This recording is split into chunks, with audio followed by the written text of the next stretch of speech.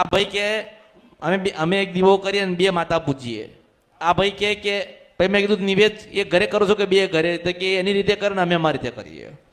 તો મેં પ્રશ્ન કર્યો, મેં કીધું તો પછી માતા કોના ઘરે ખાવા જાય? આઠમનું નિવેદ કોના ઘરે થાય?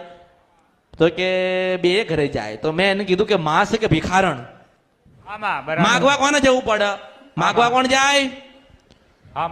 માગવા ભિખારણ જાય. માતા જતી પણ તમે છે ને માતાને ભિખારણ બનાવીશ.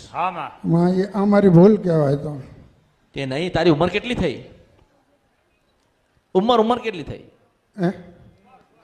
ઉંમર 70 વર્ષ. તો 70 વર્ષે ભૂલ થાય? 70 વર્ષથી ભૂલ થાય? હું તને પ્રશ્ન કરું હેડ કે તમે 2 ભાઈઓ અલગ અલગ પૂજો છો, બરાબર છે? તમે તમારા ઘરે નિવેદ કરો છો, એ એના ઘરે નિવેદ કરે.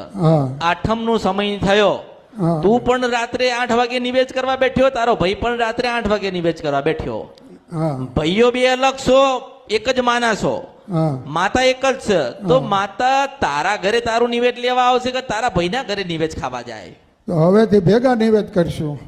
70 વર્ષે જ્ઞાન આપ્યું અમૃતની મેલડીએ.